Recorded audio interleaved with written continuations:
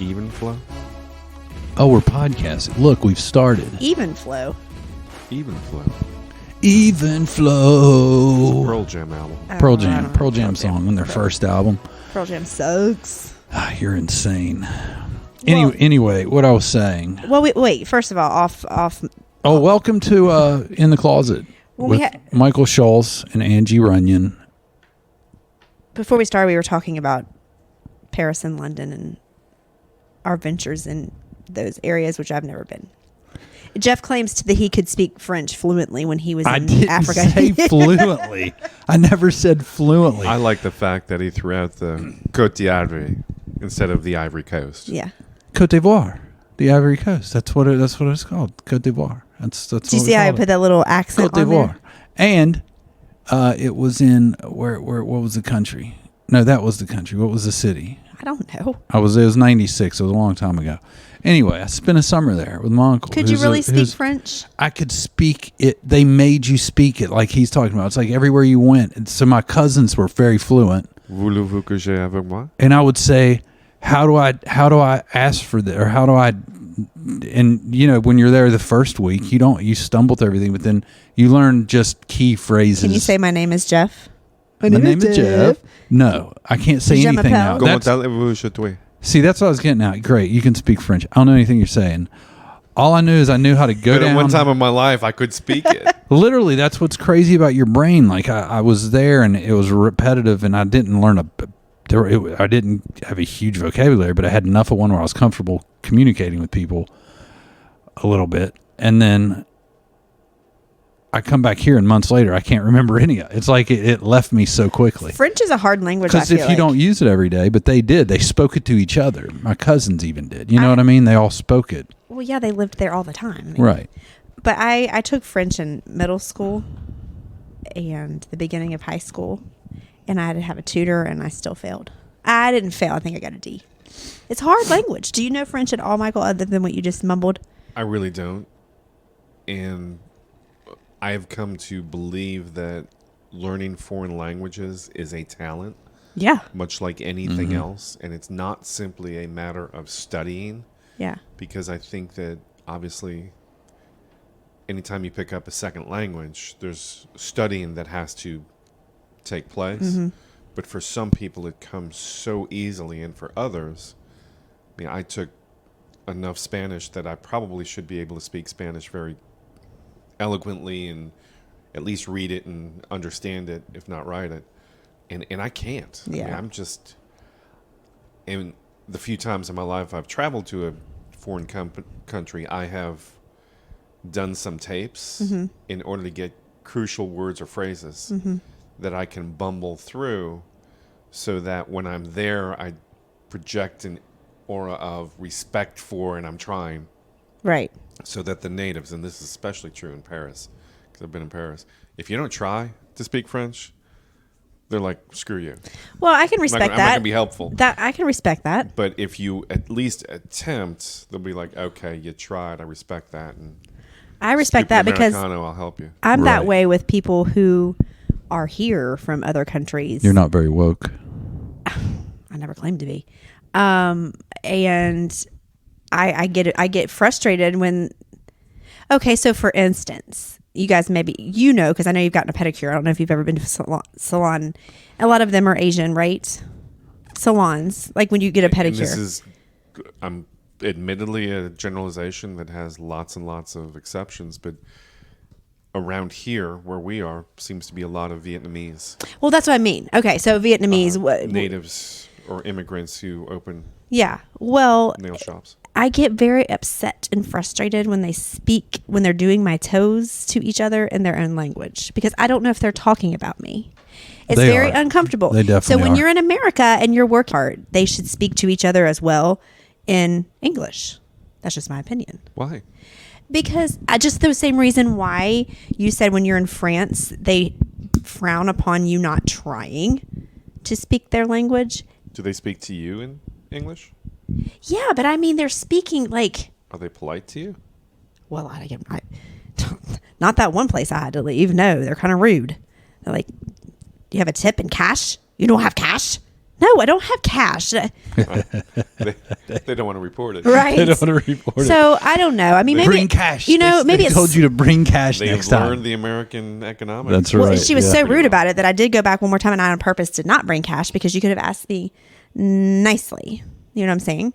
But anyway, I guess it is a little bit different from what you're saying in France and about what I'm talking about. I just think that it's kind of it's uncomfortable for customers because you don't know if they're talking about it. They could be totally talking about you, and they probably are.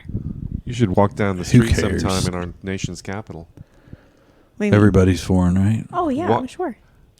Of That's how it all was of in the Atlanta. places that I've been in this country, all the cities that I've been, Washington, D.C. is by far and away the one place where I can walk down a street and just hear a multitude of languages and not understand anybody. And I'm Yeah. not. That's not a judgment base. I'm not saying it's No. bad, but it's a fact. Right. That's what America is, you know. It's the a melting land pot. of the free. It's a melting pot, yeah. A melting pot that the heat seems to have been turned down lately, and Oh, not a whole yeah. lot of melting going on. I tell you what, the French language must be tough because I know my uncle and his family, they before they went to the field, the mission field, they had to live for 1 year in France, and it was basically just to learn the language. So they had to live with people, and they had to take lessons, and they had to learn how to speak French, so they would be fluent once they moved to Africa, which I never knew until I went there, that it was majority of the countries are French-speaking nations in Africa. I would love to be able to speak a different language. A lot What? of the countries are Not a French. majority. Maybe not shocking, but a lot of them. A lot of the countries. It was shocking that any of them were French speaking, but I guess there are several that are French speaking. Yeah, there are a number, and that Yeah. There's a lot of countries in Africa, so to say the majority's definitely not right, because there are a lot. It's a huge. Jeff likes to throw out extra words here and there that dramatically change the sentence yeah, that he feels like they don't. significantly change. Well, you know, I don't expect people to be so nitpicky. You know what I mean? I'm Well, just and the talking. reason I say that is because, unfortunately for you, number one, I've read a book about the colonization of the African continent. That is unfortunate. Not So, for me. I didn't know, read it. I kind of understand the extent to which the French had colonies in the African continent, and it was not the majority of the continent.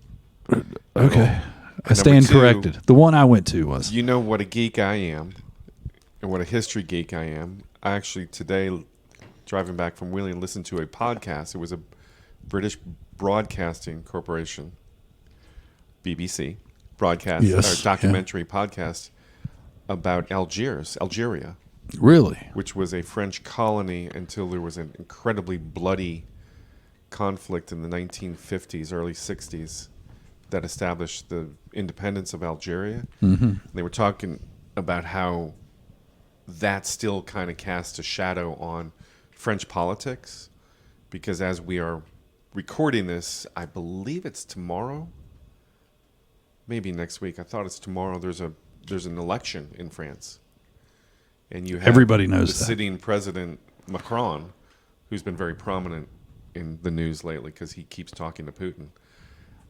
He is being What a opposed douche. by a woman named Le Pen, who is Le Pen and Le Pen? Pardon? What was his name? Her name is Le Pen. Yeah. But interesting you say him, because in this document, and she is a far-right nationalist.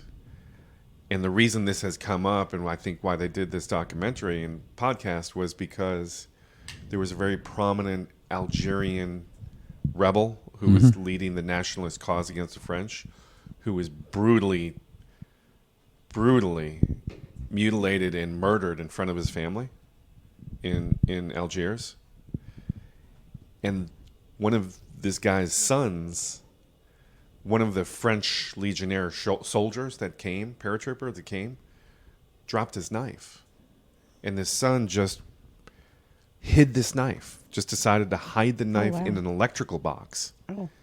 And like 2 or 3 times after this murder, the French soldiers came back and like took the place apart. Right. And the guy said, the son, who's obviously now very grown, said, I knew what they were looking for. Because on this knife, on the handle, had the name and the unit of the French soldiers. Oh, really? It was Le Pen's father, Oh, wow. who became a politician in France in the 70s and 80s, and a very conservative, right-wing nationalist, anti-immigrant, etc. Huh. And so this has come back because they tried to get that, and they eventually were successful. It's actually a fascinating tale, getting that knife into France in order to discredit Le Pen's father on the national political stage in France. Wow. But now it's become an issue because his daughter is Running. running against Macron, and it's kind of Interesting. a nip and tuck. And Algeria? So anyway. Algeria? Very French, and the French have a very special tie to Algeria because they considered it part of France, not a colony, but they actually considered it a part of France. And the French actually said it's not a civil war. Kind of like Russia considers everything a part of Russia. Well, kind of the same thing. Which is little known fact, little unknown fact. I know this fact, but you guys probably don't. And it is that We don't even know if it's true, probably. algebra was invented in Algeria. Not many people know that. Do we know this for sure? Is this They a Twitter named fact? it after Algeria. Is this a Twitter But they fact? changed Sir, it a little where bit. did you get this? So invented algebra. Right here on this podcast. Okay, I will ask again. Where did you come up with this fact? I just know it in my heart. Oh, dear Lord, help us. Are you kidding me? I just know it in my heart. And it makes sense to me in my mind. It came to me while we were having this podcast. So you, in fact, do not know that it is actual I fact. haven't checked it out. You can't go on the you can't internet. do that. I did. Yeah, I did. You do all the time. You can't really back it up with You anything. make things up and you say it's a fact, and it in fact is not a fact, sir. It sounds like a fact. It sounds like it really fits well. Oh, dear Lord, help me. Here's what else he said tonight. Are you looking something up, Michael? Yeah, because I just don't even know if we have enough time in this 2-hour podcast to describe all the ways in which you're wrong. Right? Am I right? I took a stab at it. Actually, the name comes from a medieval Persian mathematician. I knew that algebra. He was a refugee from Algeria. Oh, Oh gosh. my gosh! Keep trying, but while you're trying, stop talking. No, I knew that during the Middle Ages, the Arab world, mathematics, incredibly advanced, like more advanced than Europeans in mathematics. Wow. So Again, another That makes subject sense. I'm terrible I in. believe Foreign him. language and I math. believe him. Are you good at math, Michael? one of the themes of my life is I was told there would be no math. Okay. Whenever I have to do math, I was told there had be no. Okay. I don't get it. I mind get that. I like more simplistic calculators. math, but I wouldn't say I'm great at it. I'm horrible. I have a daughter who's really good at it. Really? Loves it. I'm not. Oh, good. one more thing about my Africa trip, because you're a Catholic, right? You're like, here's something that blew me away. I got to visit the If only people Basilica. could see you standing up and looking down on me with your finger pointing. You're a Catholic. No, we went and we visited the Basilica, the replica of the Basilica. Which Basilica? It was in. I have to look it up. It was not far from Cote d'Ivoire, or from the city we're in. We're in a. I can't think of exactly where it was, but it was in Africa, obviously. But it was a replica A of replica one of the. which basilica? God, there's more than one basilica. Oh my goodness! It's the baddest basilica of them all. You know, it was the a big replica. one. It was a replica. It was insane. It Probably St. almost Peter's. it made me think, gosh, this is insane. I want to be Catholic. It's probably the Basilica of St. It Peter's. was gorgeous, overwhelming. Like, it was an overwhelming experience, what they'd put into it. Were there nuns there? I can't go. There's all kinds of people there. Why can't you go if there are nuns? You don't know I'm afraid of She nuns? has a nun problem. I am petrified of nuns. And we when saw I say a midget nun. Can you say midget? A little nun not in sure New if York that's- City. It was the awesomest thing So ever. have I told you the stories about Sister Verena and Sister Patricia and Sister Rita? No, I don't. Ooh, when I tell was me all about this. No. Catholic grade school? Oh, No. my goodness. I listen, it stems way back. I've told the story before, but just a real quick version is I had reoccurring nightmares. and it involved nuns. And I mean, it was to the point where my parents was that bad. They were reoccurring. They were the same ones. I would wake up very violent, throwing things in the middle of my floor because I thought that she was there. If I saw a nun in public, which we lived in like the Cincinnati area at the time, Kentucky, Covington area, there were some Catholic churches and schools nearby. So it wouldn't be odd for you to see a nun just kind of out and about. Like, it's not very common here, but it was pretty common there. When I would see a nun out in public, I would literally lose myself. Like, could not control it. Shake, cry, freak out. Was there an incident in your life? Not that I know of. Not that I know of. There's a suppressed incident that you need to go to counseling and have it brought to the surface. I don't know. But I mean, and it was a real fear. Like, people laugh when they hear it, but like, it's not as bad now. I can contain myself. I get like when we went to New York a few years ago, it was like 5 or 6 years ago. We stayed across the street from what's the Catholic, it's a famous St. George.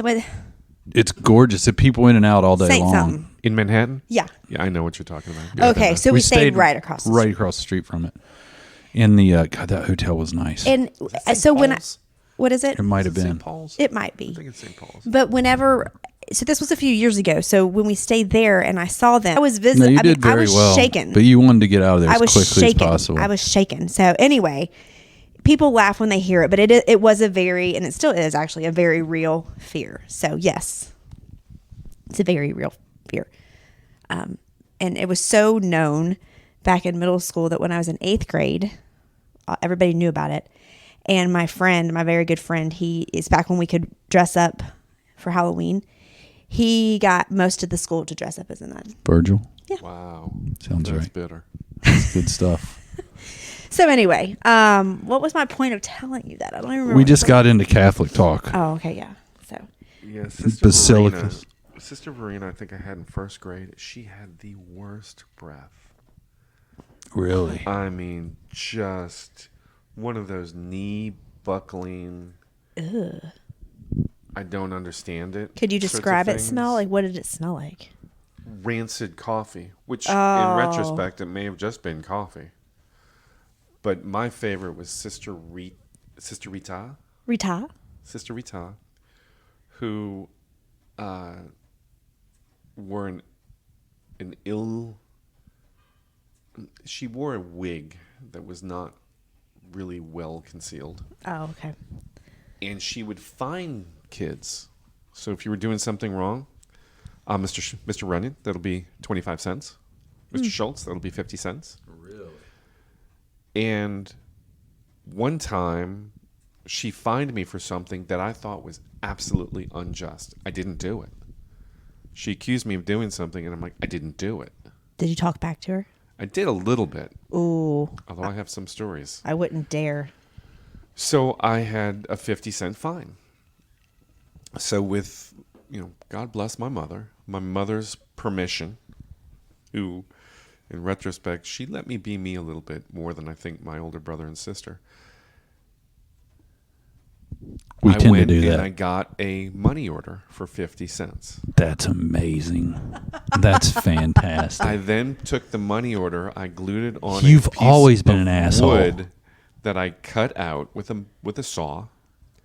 I stained the wood really nice, glued the money order on it, then shellacked it No. with a nice finish, and I presented it to Sister Rita the next day.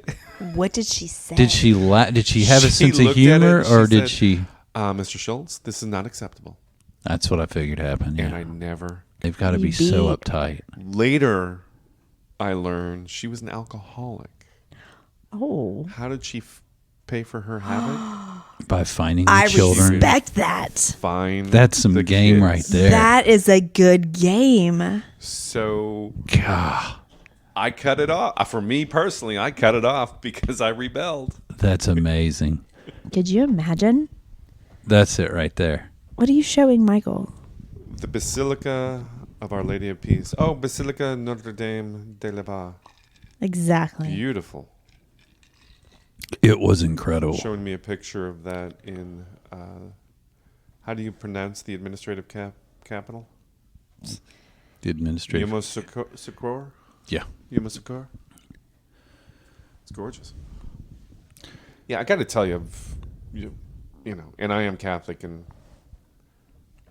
I have my problems with my own church. I have my issues with my own church. But one thing we did, we built some beautiful cathedrals and basilicas. Oh yeah, we went in. Beautiful arts, just gorgeous art. The one across the religious from art. Whatever you said it was across from the hotel Lotte, LOTT. I don't know, whatever it is. You'd probably cure homelessness with that money.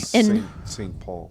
Okay, so even though I was petrified to go in there, I felt like I had to because of that very fact that Catholic churches and cathedrals are just breathtaking, grandiose. But they're low key eerie to me. So we did go in quickly. We did. I did not see a nun, so we crossed through and out the other side until we left, and then I was in a nun freaking sandwich. It was not a comfortable place to be. So anyway, it is Church of St. Paul the Apostle. St. Paul. Yeah. It's like gray. Yep. Yeah. It is. It's a beautiful. It really is. It was amazing. Yeah, it was really cool. It's just. But do you find that Catholic churches are a little bit eerie though? Maybe you don't because you're Catholic. But I find them eerie. We have to say it that way from now on, by the way. There are two parts to it. For Okay. instance, we live in Charleston, West Virginia, and there is a beautiful, it's actually a co-cathedral, they call it, of Sacred Heart. Sacred Heart Co-Cathedral downtown. And you walk in, and it's grandiose, it's big, it's majestic. It is beautiful in the European sense of the word. Mm-hmm. And I hate attending Mass there. Why? I actually don't, and I have never belonged. Because I find it for a religious service to be cold and impersonal. Mm-hmm. And the acoustics are horrible because it's so vast. Mm-hmm. I mean, just noise disappears and reverberates, and it's like being in a huge cavern. Mm-hmm. So it's not very warm atmosphere. Correct. And so the Catholic church I go to in South Charleston, called Blessed Sacrament, is that where you go? Yeah. It is night and day. It's where Gerald goes. Mm-hmm. Yeah.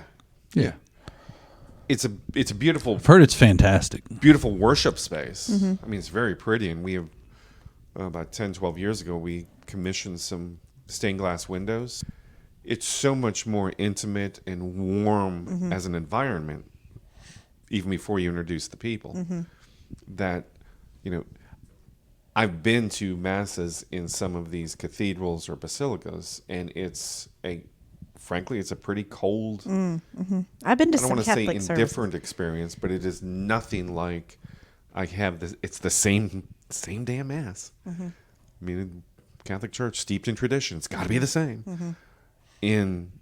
So you can transplant that same thing with the same words being spoken into a warm, inviting, more intimate atmosphere, and it's a much different experience. Hugely different experience. My dad was Catholic, and when my parents were divorced, he would go to Mass sometimes, and I would go with him. I've been a handful of times. I can't say I've been a bunch, but every single time I've cold feeling. So maybe it's that. Maybe it was the build. I don't know. But I've left feeling like, but maybe it's because it's out of my comfort zone.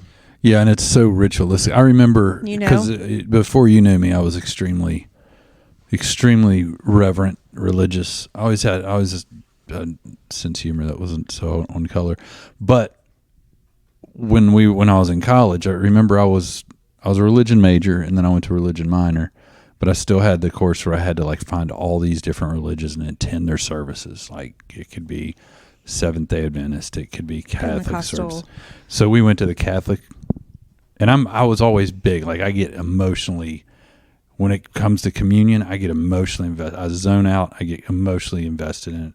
And we go to the service at the Catholic church, and they call for communion, and I get up, and she grabs me, and she's like, "You can't take communion." And I was like, "What are you talking about? This is good. I want to take communion." And she's like, "No, you can't. You're not Catholic." I'm like, "What?" It blew my mind. I'm like, "So what about Jesus?" Jesus is like, "Hey, you got to be in the club first, bro." So similar to other big major religions, there can be different viewpoints within religions, including the Catholic Church. You have liberal viewpoints, Sure. Yeah. and you have very conservative to the, ultra conservative.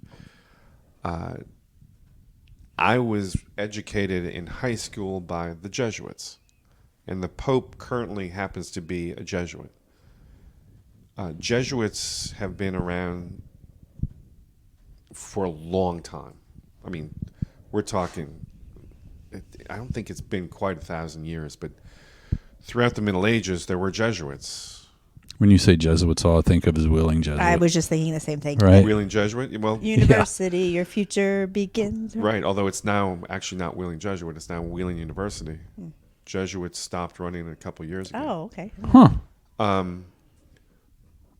But the Jesuits on the spectrum, the Jesuits are very liberal. They're on the liberal end of the spectrum. So I was educated. High school is a pretty formative time for all of us.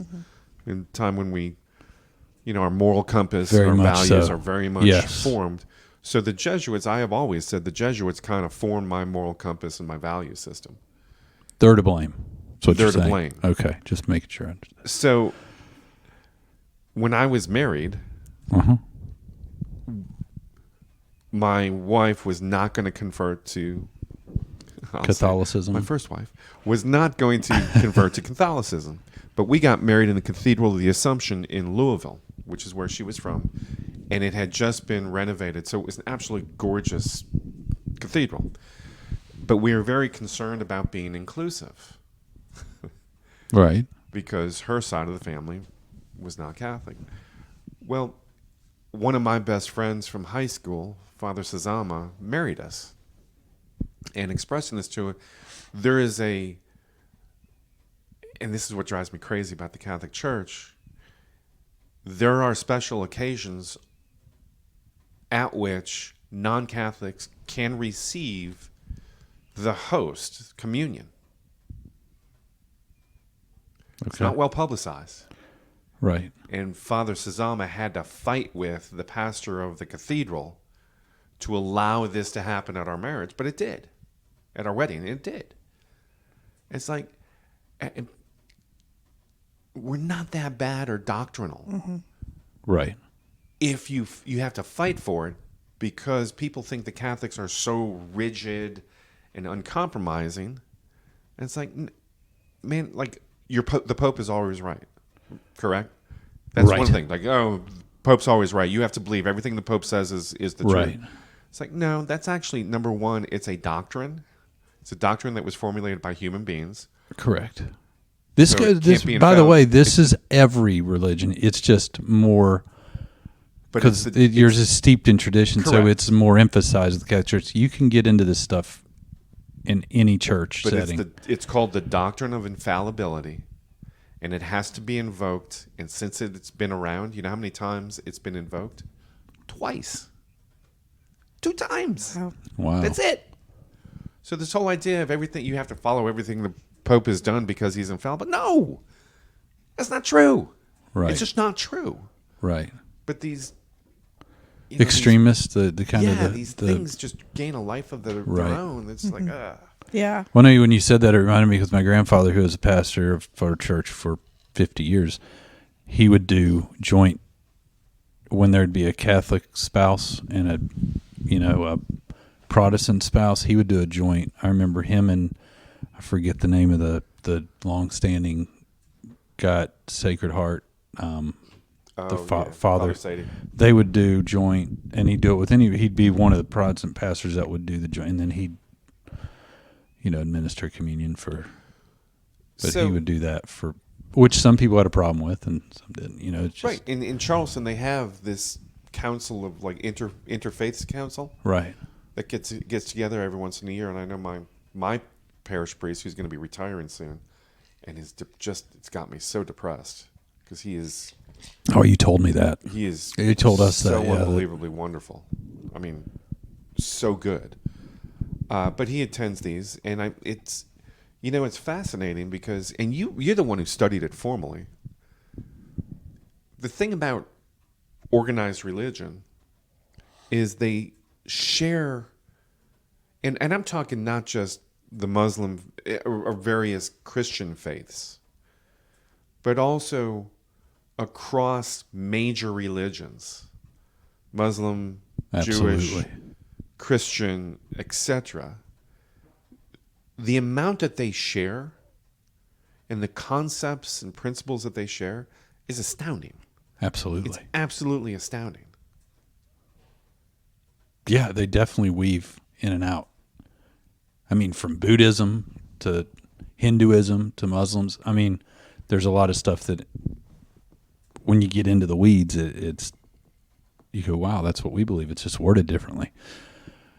So yeah, that is fascinating. That they and actually on a level of like watching ministers, you would think they would be opposed to being friends or getting into conversations about that stuff with. I know my grandfather was friends with Muslim. I know they're not priests. I don't know what they're called, but leaders of the Muslim church, people. Imams.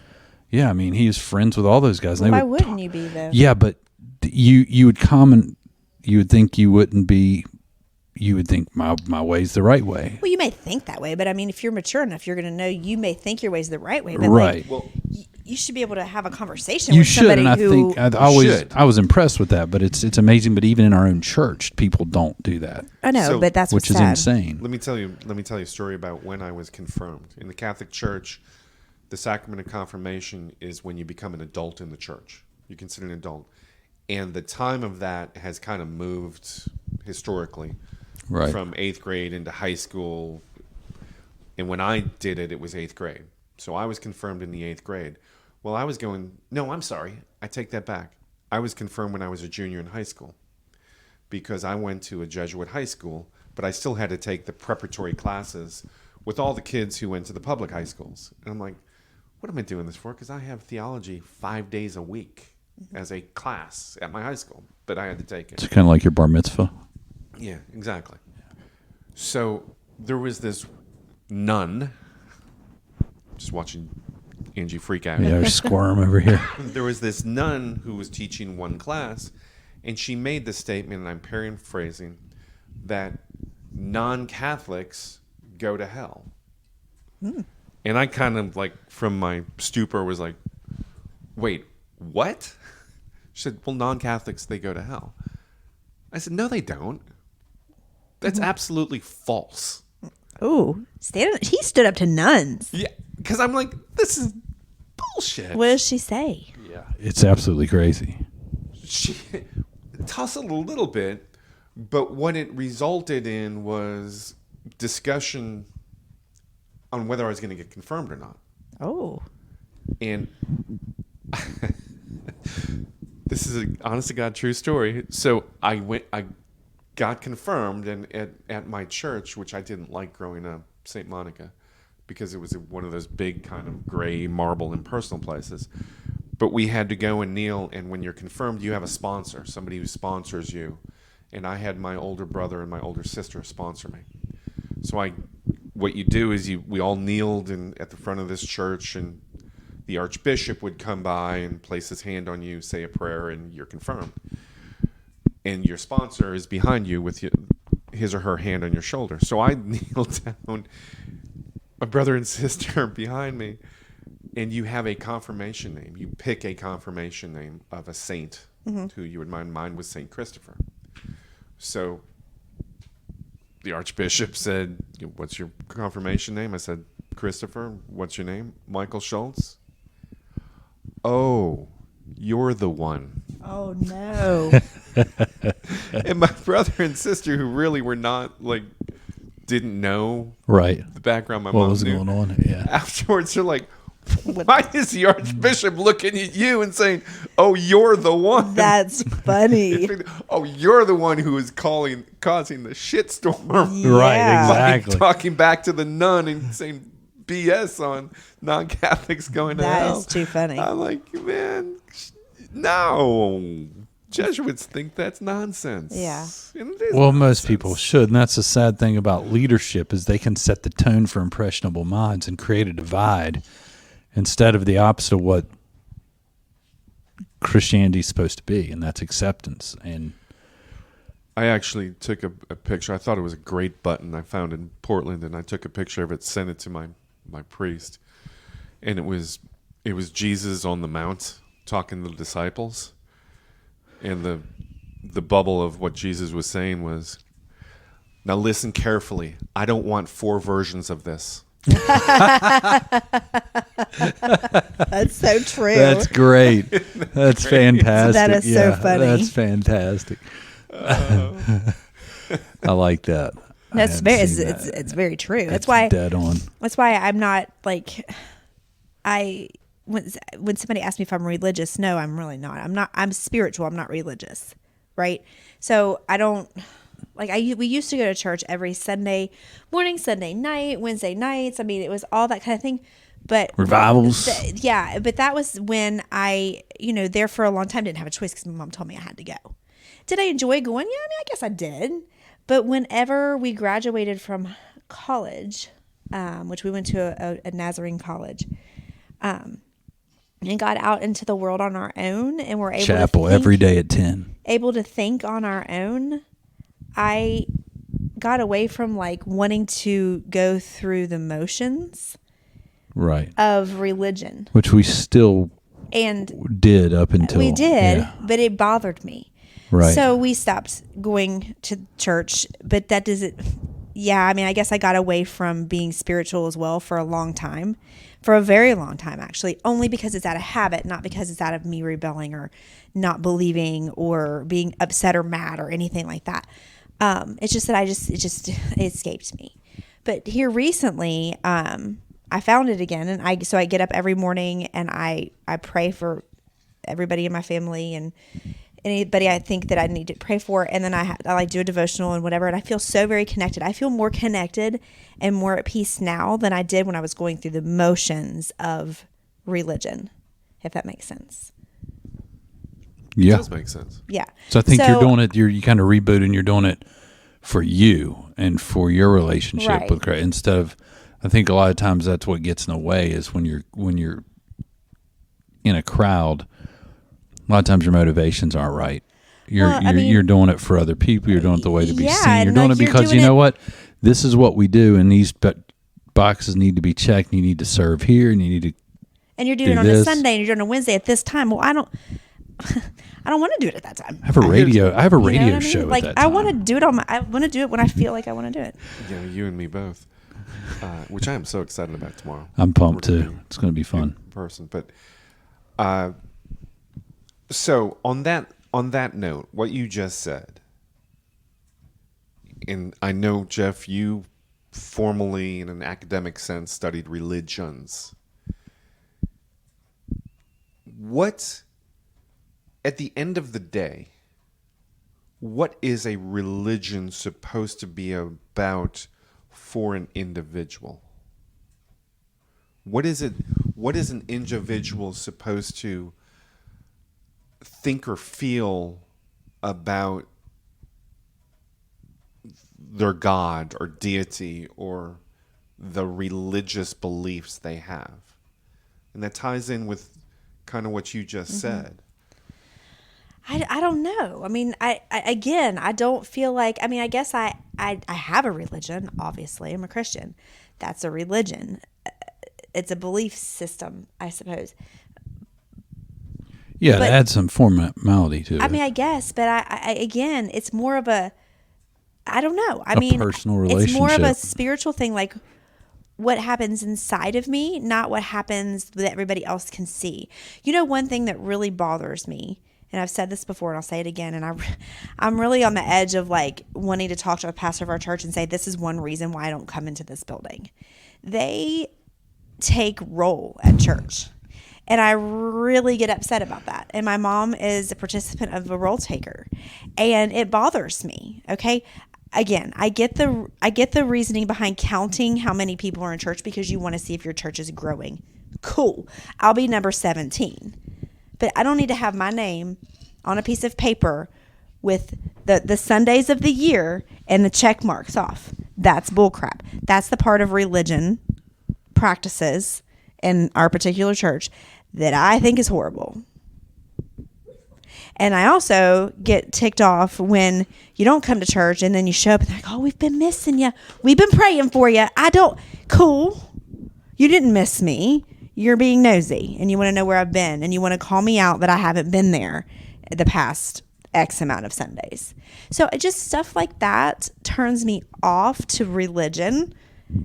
And I don't like you got to do this and this and this and this and this, which drives me crazy. Like, I don't want to sing verses number 1, 2, and 4 of this song and the chorus, and then, oh, nobody went to the altar. We don't feel like it's been long enough. Let's sing it again. I don't want to do all that. I want to do it what I feel like I need to do in a day with God.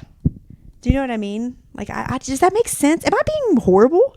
No, not at all. I mean, I just feel like that. No, it makes sense. I think a lot of people feel but that I feel way. like I'm judged for it. Like by my family and by the church, my church family, I feel like Angie and Jeff don't go to church. They've backslidden. That's bullcrap. No, I haven't. I'm more closer with God now than I've been in a long time. And I might be, Joyce, closer to God than you are. And you go to church every time the doors are open. You know? I don't know who Joyce is. I made her up. I was going to say, is Joyce? Do we have a problem with Joyce? Isn't she married to Brandon? Yes, that Joyce. That's who. I was trying to figure that out. No. That's completely legit. I feel like every religion. I keep looking at you, Jeff, since you studied it. That was a long time ago. But at its absolute base level, every organized religion has as a central tenet, be a decent freaking human being. Right, oh, yeah. absolutely. Yeah. And that's the universal, the thing with any legitimate. Be a good, decent human being. Right. Help out those less fortunate. Be humble. Service. Be a good Samaritan. Yeah. Exactly. Every religion That's true. has that as a core tenet. Yes. That's true. Every religion. I mean, I agree. That's true. When you look at all the religions, that's what you see is. Do you? The thing is, it gets perverted by people. That's the problem, and that's the problem I have with religion and churches. Which I think there are churches. I think churches, no matter what religion, Catholic, Protestant. Of course, Protestant, we've got every type of denomination you can think of.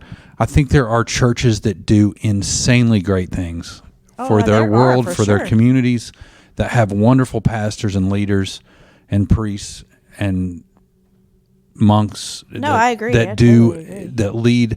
But the problem is that any time that we have an organization, we have a hierarchy. And when we have a hierarchy, we get egos involved. And if you grew up in a church like I grew up in a church, you got people fighting over who's going to be the Sunday school superintendent, who's going to be on the board, who's going to be, and then it becomes to who gives the most. And if you don't do this, I'm not going to give, or I'm going to go down the street. You know, it just. Oh my gosh, the cross got moved to the other side of the stage. Right. And it comes to politics in the church, and you're thinking, the main thing we're supposed to be doing is helping people. Right? It's like,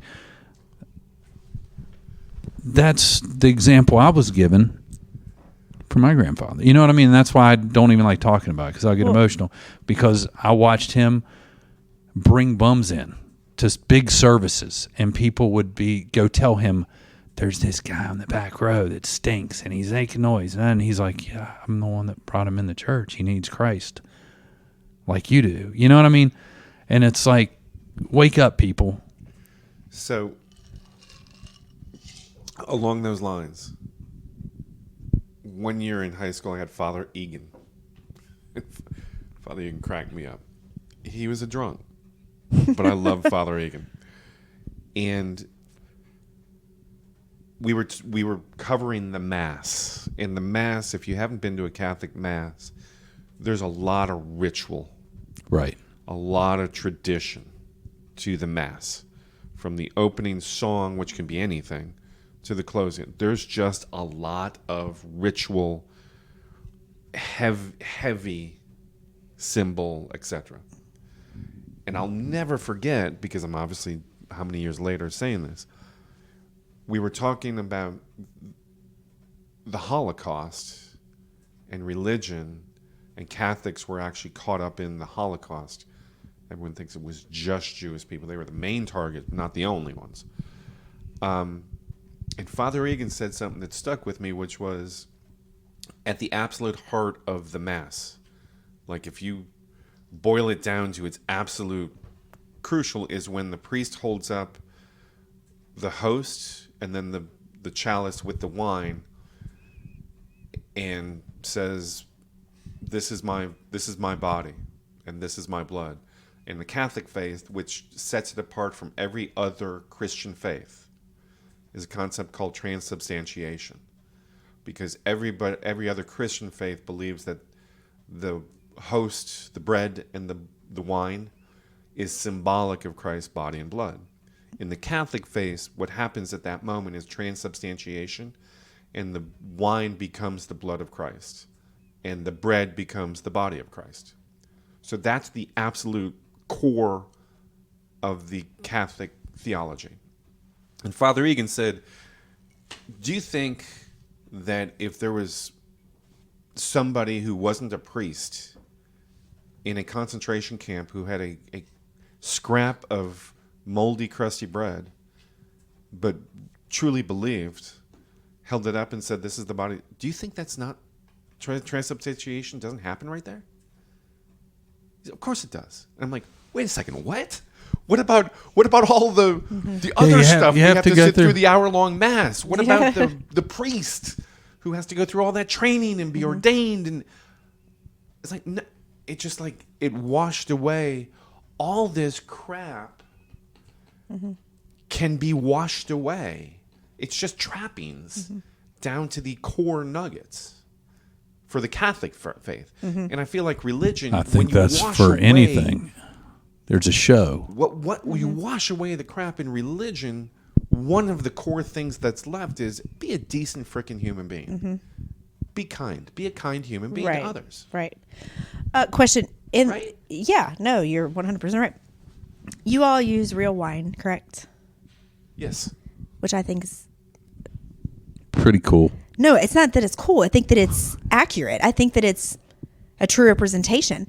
We use grape juice because we don't drink, which I think is hilarious.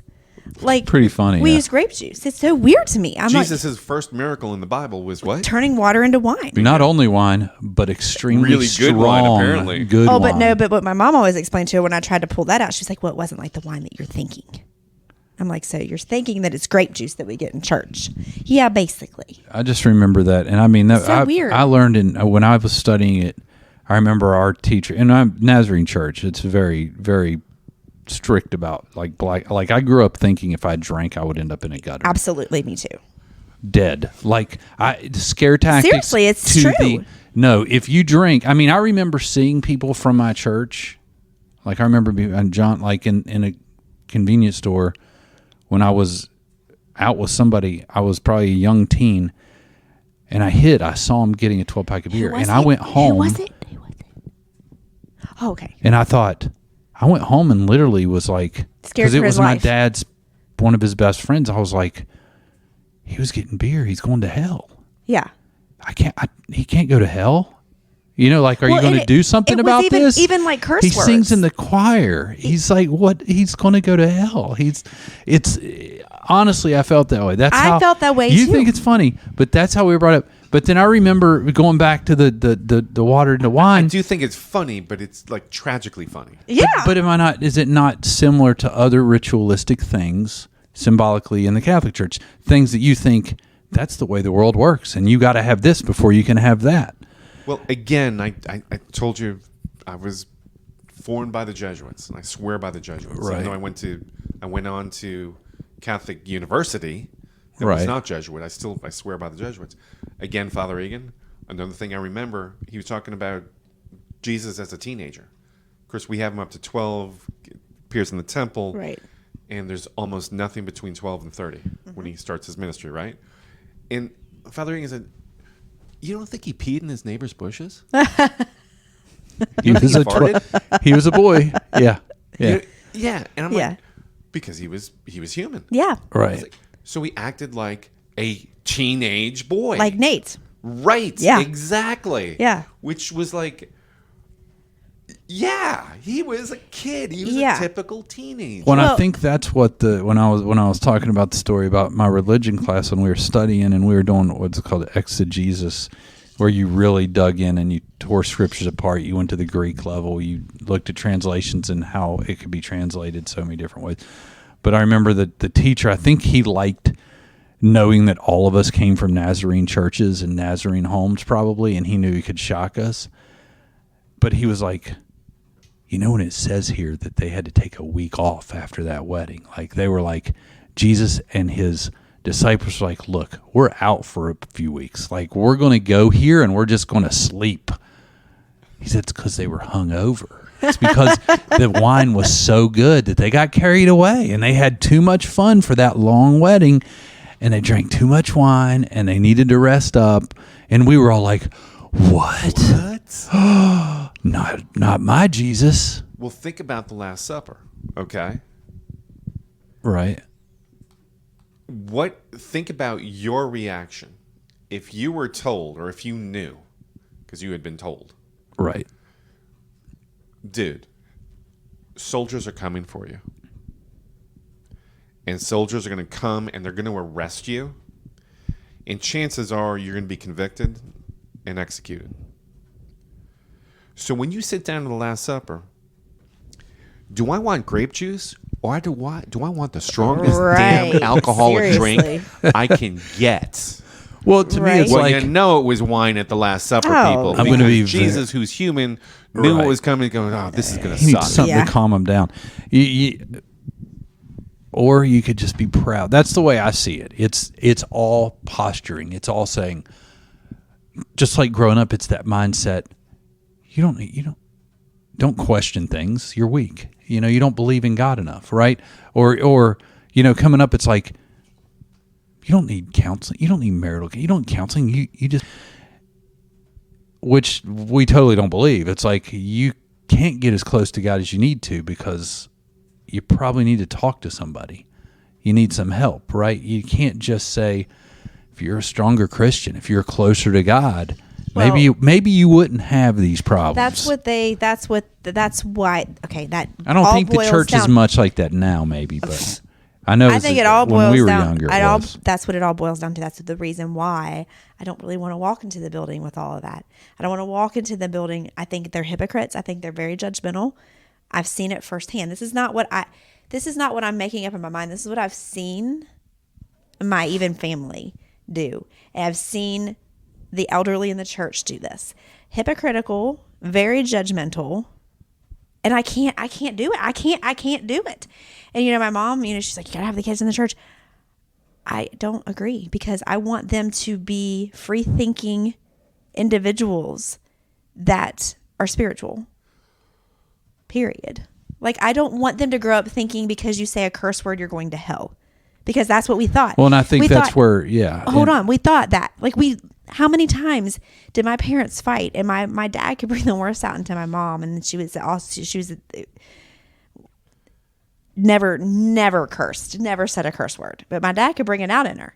And so I'd hear her and my dad in there fighting.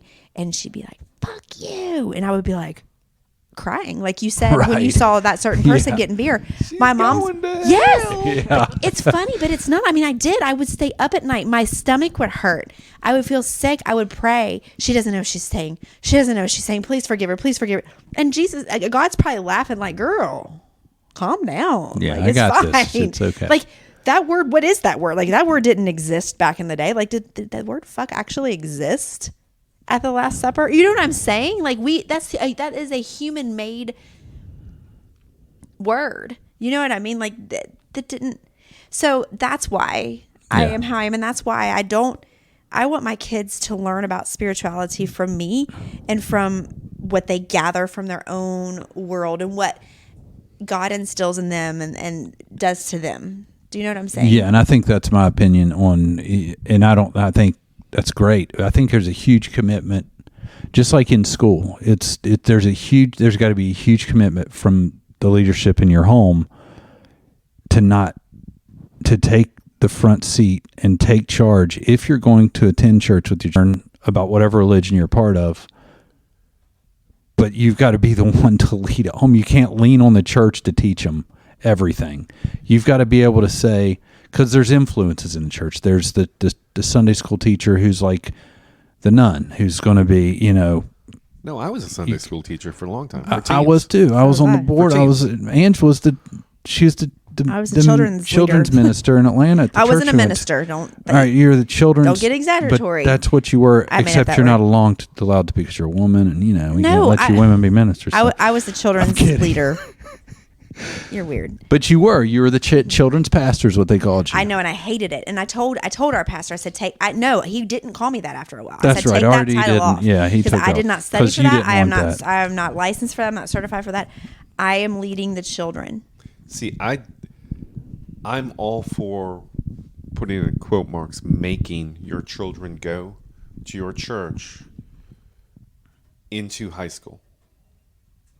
And then kind of like many other things, I mean, you've experienced it, I've experienced it. In high school, there is a gradual letting go process. Mm-hmm. Think of like a rocket going into space and you have the separation and they have to go on their own.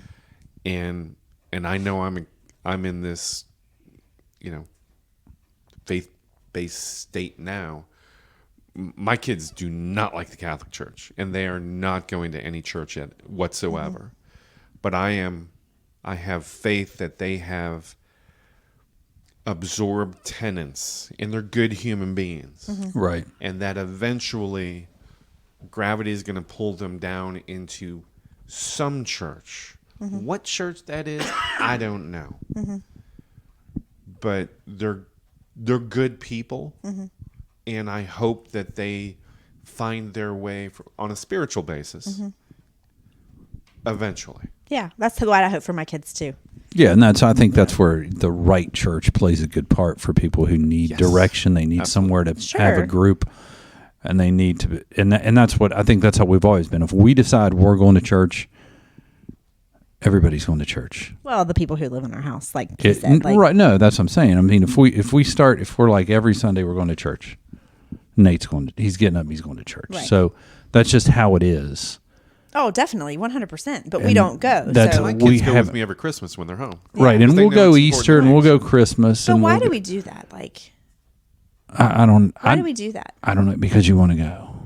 But why do I want to go? Like, why do I do that? I don't know. Oh, don't be critical of it. If you want to go, you want to go. But I'm not saying that I do. I think I'm doing it for other people, and that makes me mad at myself. I think I'm going for my mom. You got to do it for yourself. You know what I'm saying? Like, I'm going for my mom and I see why you're upset. But you know what? Actually, if you are going for your mom, that's not a bad thing. No, either. it's not. And I totally agree with that. It's not. That's true. And do I ever regret going? No, I don't. If you were going to be seen, if you're going to check a box, if you were going because otherwise so-and-so is going to talk smack. Oh, I don't care. Yeah. No. But if you're going for your mom, I'm and your going for mom her. is happy. Yeah, if it helps and makes her happy. And when we go, do I ever regret it and feel horrible about going? No, I always feel great. Like, I mean, most of the time I always feel Isn't that great. weird? Yeah, like I'm like, oh, that was nice. It's like going to the gym. It's like I don't want to go, but once you get there, you're like, this is a good thing. Yeah. Glad I went. I can't believe we're talking about religion. I said I would never do this on podcasts. Oh, I love it. Religion You're and in. politics. And here we are, religion talk, which I would much rather talk about religion than Blame it on politics. It is. It's your fault. If we talk, It's a good. I mean, I think we're. the day I talk about I think politics this is is the day stuff people hell think freezes about, over. though. I think this is what people struggle with is with no matter what church they go to, there's always issues. There's always things they struggle with. Well, and again, that's why I keep coming back to, once you distill religion, which in our society today is such a triggering word. Sure. Because so many churches, and I put that in specific, not Catholic Church, but I mean actual congregations have become so politicized that religion now is kind of a triggering word. But I think when you take just religion as in small r religion or small c church, in its broadest sense, and you distill it down, it's just about the human condition. Be a decent human being. Right. Believe that there is probably something greater than what you can Right. fathom or understand at work. Right. And we all, I this think is going back to thousands of years of the first Homo sapiens. We would all like to think that this is not, that when we die, that's not it. It's like, no, right. I remember when I was a kid, I had you were talking about nightmares? Mm-hmm. You know what kept me up as a kid more than anything? What? Like a nightmare? Trying to get through my tiny little 10-year-old mind the concept of forever. Oh, good God, yeah. Forever until the end of time when I could go to heaven or hell. Mm-hmm. But how long is forever? That kept me up. That would keep me up at night, trying to work through things like that, because we all like to think that, you know what? That's not it. Right. It's funny you say that, because I the night that I got saved, so we say, asked Jesus into my heart, so we say, I went to church. It was a Sunday night, and it was a different pastor. It was a visitor, and it was like hell and brimstone. Like, it was like scary into stuff. It, yeah. Like, you're gonna go to hell. Do you want to burn? Like that kind of thing. And I'm like, promise not to dance to the rock and roll music, seriously, which is nothing but the devil's own plaything. That's right. And he was yelling, and it scared me Emotional. to death. So scared me to death. I was a 7-year-old kid. I was 7 years old. So I went home that night, and I was laying in my bed, and I was like, well, what if Bigfoot comes and gets me tonight? I was afraid of Bigfoot. I thought the reason I got saved, I didn't want to go to hell. And I thought the person who was going to take me there was Bigfoot. So I went down. I was 7. Okay, I was 7. Not 17, mind you. So I went downstairs and I told my mom, I'll never forget, I was like, I want to ask Jesus into my heart. And she's like, oh, that's so great. What made you make that decision? I was like, I don't want Bigfoot to take me. And she laughed. But that's why that's how. Hey, look, they scared you in. It's the way to do it. It worked for me. I was like I do not. politics, But it was like he's saying, but I had took that grasp of, when I die or whatever happens to me, where do I want to spend forever? And right. and I was like, well, I don't want to want to go there. No, so it's a pretty bad place from what they say. You know what I'm going to do now? What? My mission for the next week is to find a meme of Bigfoot dressed as a nun. I'm not afraid. Amazing. Listen, I'm not afraid of Bigfoot. Like, that's not even like that wasn't a fear. But for some reason, in my little 7-year-old mind, I thought it was real, and I thought, well, shoot, there's woods right back there. Like, I go through the woods to see my friends every day. Like, what if you? Because we did that back then. Right. Like, 7-year-olds could walk through the woods to go see their friends. At least in Kentucky, we could. And I'm like, what if there's a tree knock? Right. Yeah. You never know. So anyway, but that's what got me, because I was thinking about where I want to spend forever. I wasn't probably thinking of it in the like education, but like I was like, whoa. We were all scared to death at some point from these evangelical preachers that just beat it into but at the same time, I'm thankful for him, because right, I'm glad that I did pushed it. Pushed in the deep end. So. Well, it's like when maybe not your college experience, but my college experience. All the things I promised to God when I was drunk over a driving the porcelain bus. Again. Oh God, if you only get me through this, yes. I promise I'll A, B, and C. How do we all done that? Goodness, I mean, even to this day as an adult, I'm like, I'll never do this again. Please help me. And you got to believe God is up there gonna. I'm not going to hold you to it. You're drunk. Yeah, exactly. Exactly. Like, whatever. Talk to me in the morning. I've heard this 4 billion times. Talk to me in the morning, Angie. It's okay. My son got a little tipsy at the Last Supper. You're good. I understand. Yeah, it's okay. Oh, my gosh. Speaking of, I need a refill. Well, one thing I was going to say, going back to just being a good, decent person, I think that's one thing that I can say. If someone said, how can I know God? How can I connect to God? For me, I would say, and I know it does it for me, go do something good for somebody that can't do it for themselves.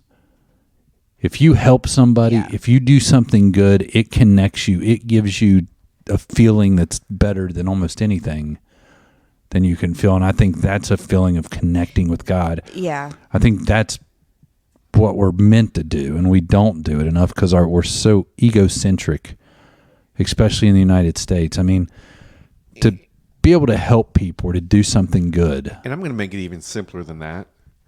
Because again, I distill it to the absolute simplest, which is just be a decent human being. Right. Because you say go and do something. I think you can just not proactively seek out, but if you just go through life, every day you will have an opportunity to be a decent, I kind agree. Absolutely. human being Absolutely. to another person. And Whether it's opening a door, Yep. whether it's do you need help with that, whether it's smiling, I agree. That's saying, where "Good I'm morning," going. Yes. which costs absolutely nothing. Yeah. It's actually better for you. You get more out of it. That's my point. It's Absolutely. you get more out of doing something for somebody else. And I think that's what somebody said to me once about for people that are depressed or down, I say get up and go be a good person. And it's Just go do something good for you don't have to go and volunteer someplace. Right, You but don't if you're have sitting to- on your couch depressed, sad, and struggling, find somewhere to volunteer. Find somewhere to go and give. That way you will feel better. or Guaranteed. again, even simpler, you could be walking through Walmart. Sure. And be a good Absolutely. human being. Yeah, definitely. Absolutely. You should be. But Yeah. yeah, you should have that mindset going into your day.